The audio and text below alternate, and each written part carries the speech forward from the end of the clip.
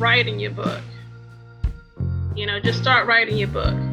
You don't have to have experience. It's just start writing. That's it. That's all. I mean, I didn't have experience in writing my book. I just started writing. Especially if you have a great story to tell, people are going to listen to it. So don't let that stop you. And the only way you can get experience is if you start writing. Okay? So people need to hear, people need to read what you have in your heart to tell them. Okay? So don't let inexperience stop you. Yes, you do have to start writing. Yes, you do. Yes. Hi, Spirit Light Love. How are you? Come on in the room. Yes, I am doing a free book promotion. I'm giving away my first book, Your Mind's Eye, on Kindle, starting tomorrow. Wow, it's going to be free for 5 days only. 5 days only. And I'm looking to hear some great reviews, and then also I want reviews on how I can be better. Tell me what the book is doing for you. I got a lot of great reviews on Facebook and Twitter, and for some reason people have a hard time putting reviews on Amazon. They just want to talk to me through Facebook. So which nothing is wrong with that. But I just want to make sure as many people get my book. So if I can give it away for you to read it and possibly have something, to help better your life, hey, you have helped me. Yes. Free book. I'm giving away my baby. That's me. A little bit about myself. I wrote my book, Homeless. This first book, it didn't look like this when I first did it. It had another cute cover on it, but I didn't let that stop me. I went ahead and wrote my book. So I know the young man was saying he didn't have any experience writing a book. I had no house, I had no car, and I had very little money. Homeless with 3 children. But I was determined not to let anything stop me. So this is the reason why I wanted to go ahead and do a free book promotion. Because I believe that everybody has a gift, but more importantly, I believe everybody has a purpose. And that's what I write about. And there's so many people down in the dumps, they're depressed, don't know what they're doing. 50 years old, 40 years old, 30 years old. Don't know why they're here. Questioning every day, why are they here? So that's why I wrote the book. Many things I did well, but I just got tired of them and just quit. But what I never stopped doing, I never stopped writing, no matter what. And that gave me peace of mind. So before I was attempted to hurt myself, I started writing. And through my writing, that saved my life. So I've gotten some great reviews on the book. And I'm gonna tell you something. And even when I first did, I had mistakes. But I didn't let that stop me. Yes, I was an honor student when it came to math in high school and college. But hell, I was going on 40. I ain't know where to put no semicolon. So it was going in the wrong place. As long as the book sound good, it will help some people. So you don't have to be perfect. But now, book is doing pretty good. Book is doing pretty good. But I just want to reach more people, and what bestsellers have told me, start giving your book away. Give your book away, give people the opportunity to just read it, and you just never know, the blessings will come back to you. So that's what I want to do. And like I said, free book, free Kindle tomorrow from March 7th through March 11th. You can get my baby, my book, Your Mind's Eye, on Kindle. So what I want to do now is just read you the introduction to Your Mind's Eye. Okay? So I am recording this. And just a short read, just a short read. Because I don't think you need a long book to tell somebody how to change, to help somebody change their life. Not saying that 200 pages is too long, but I'm just saying I don't have that kind of time. And I ain't got that, I can say truthfully.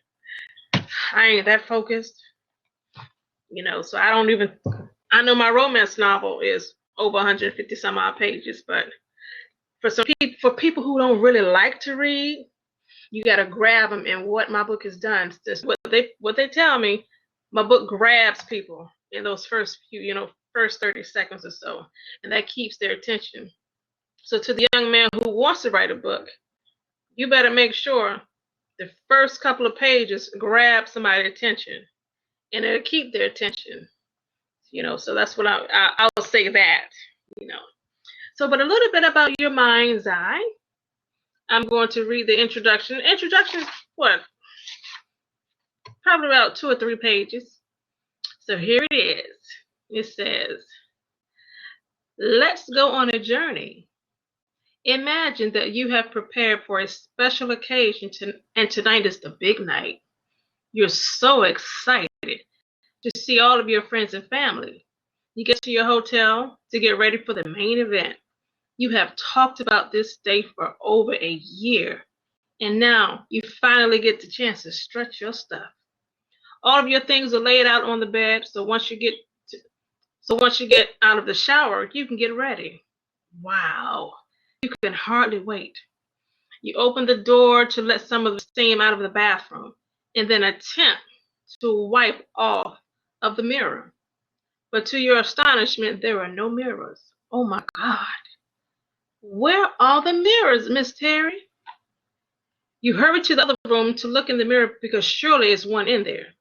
No mirrors. You say to yourself, this cannot be happening. You call down to the front desk and explain to them your room has no mirrors. The receptionist replies, I know this hotel has no mirrors. Shocked and panicked, you think, what am I going to do? How will I be able to see myself? I only have 30 minutes to get ready to make it there on time. You have no time to waste, so you must get ready now. You make sure your hands are all clean so that you won't mess up your clothes. You're frantic, however, you must stay calm so that you don't sweat. Finally, you're ready and you hurry out of the door. Upon reaching downstairs, you notice there's a car waiting on you. And you get in saying to yourself, as soon as I get there, I'm going straight to the restroom and look in the mirror. You arrive on time. Cars are lined up all around. People are coming from all over the world. And it's finally your time to get out. You pause. The atmosphere is breathtaking. There's so many familiar faces. It's so much better than you imagined. Wow. It was worth whatever it took to get here. Just simply amazing. So many well-deserved memories are being created. Your face hurts from smiling so much. The music is captivating. You dance to your favorite songs, and there is no place you'd rather be at this moment. Your feet are beginning to hurt, but then a song you've been waiting on plays, and you find yourself dancing another hour. It's about time to go, and you just remember, I have to go get a mirror. Almost to the restroom, your name is called. You stop, turn around, look around. You're standing in the spotlight. Everybody is clapping and cheering your name. What in the hell is going on? You are confused. However, you follow the host to the front of the room. You're smiling because everyone else is smiling, yet you're still baffled. The host said, the moment you entered, you were stunning, and all eyes were on you. Suddenly, the lights come on. The crowd moves away, and all around you are mirrors. You see yourself for the first time, just like you did a year ago, just like you imagined yourself a year ago. You look incredible. The feelings you have now cannot be described. This is the best day of your life. You dreamed about this moment wrote about this moment, prayed about this moment, and fought all of your life for this moment. It is finally a reality. Oh, what a feeling. Where are you? What are you wearing? Who is with you? Who is not with you? Hold that thought. Don't answer that last question because they don't even matter. This is what my mind's eye showed me December 2011. I kept hearing the title to my first book, Your Mind's Eye, over and over and over again until I finally wrote it out on paper. It just would not stop. And that's when I realized that my purpose was screaming out, Tamika, it is time for the world to hear your story. The cheering in the secret best dress contest was just an analogy.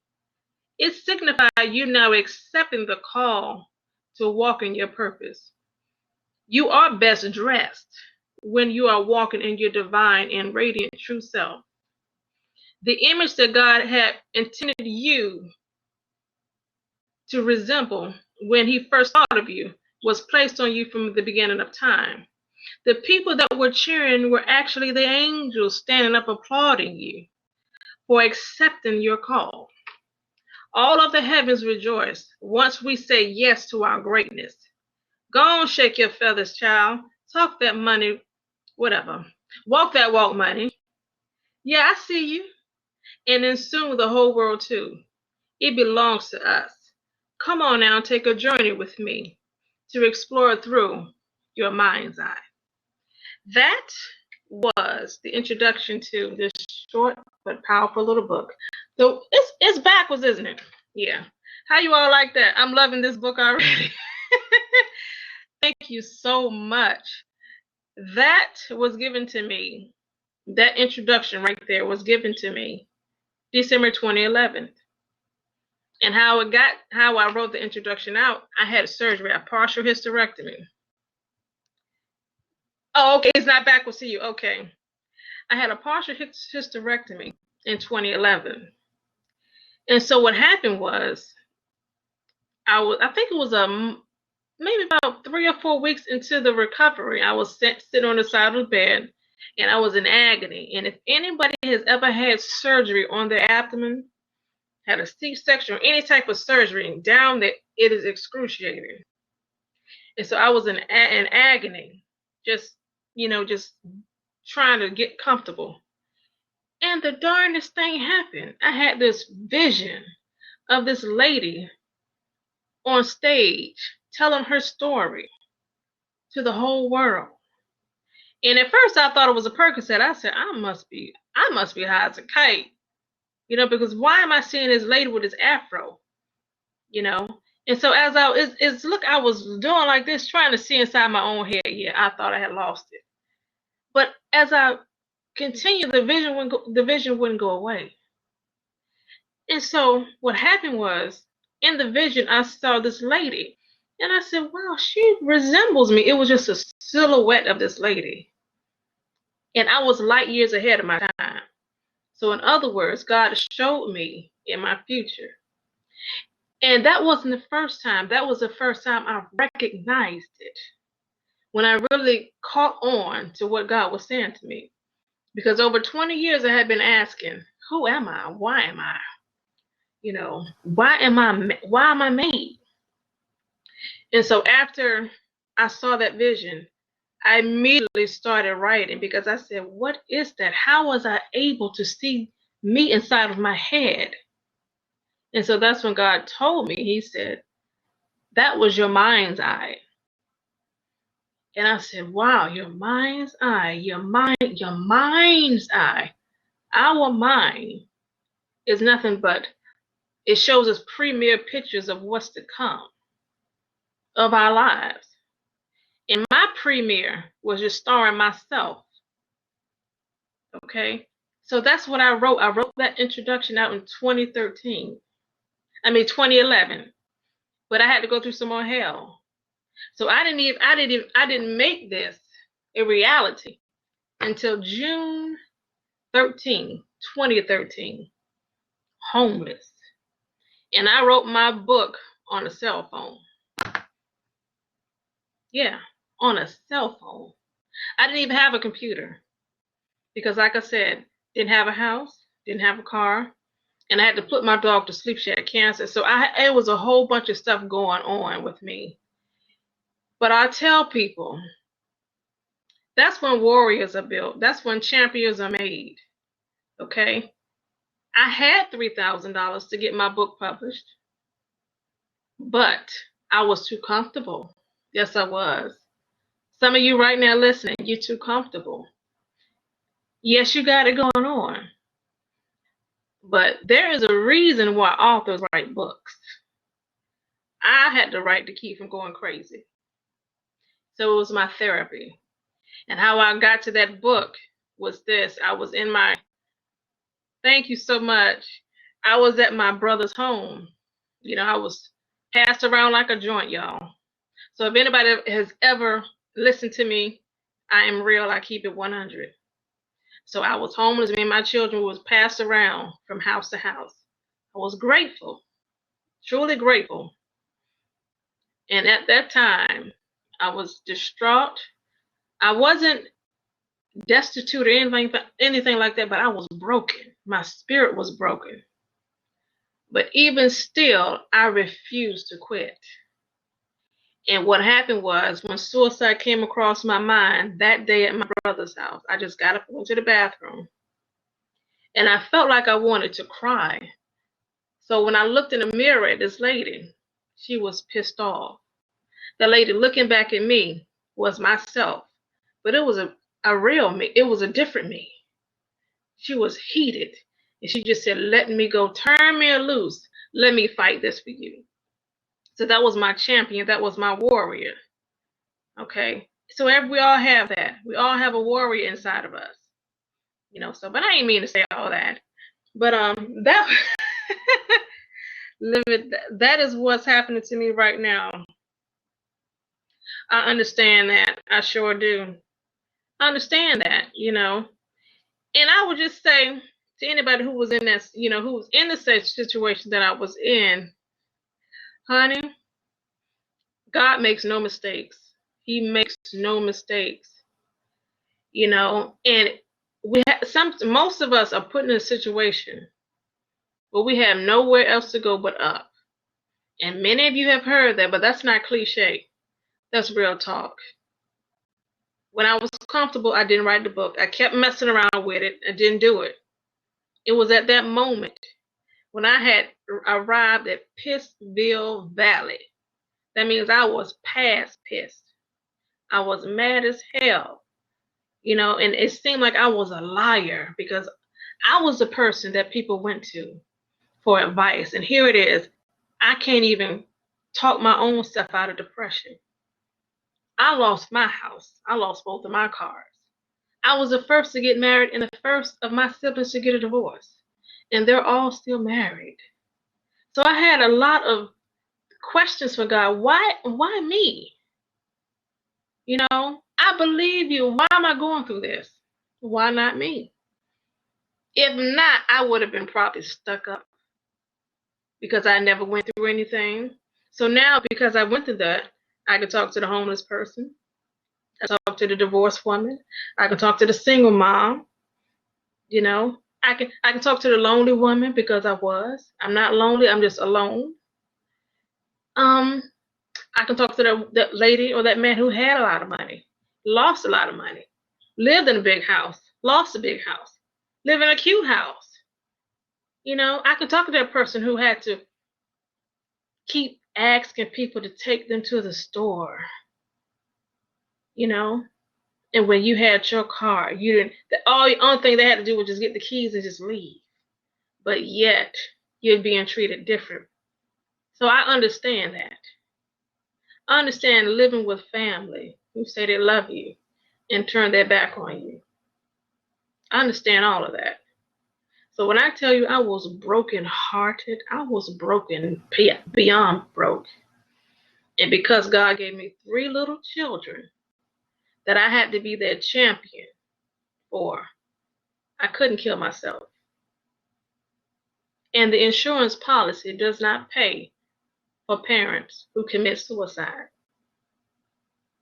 Okay? Yes, because I bought $1 million policy thinking that I could go ahead and kill myself and leave money to my children. And for those of you who may be thinking that right now, somebody love you. I would never in a million years believe that nobody loves you no matter what you did. You still have a life, you still have a dream. And it's time for you to live it. You know.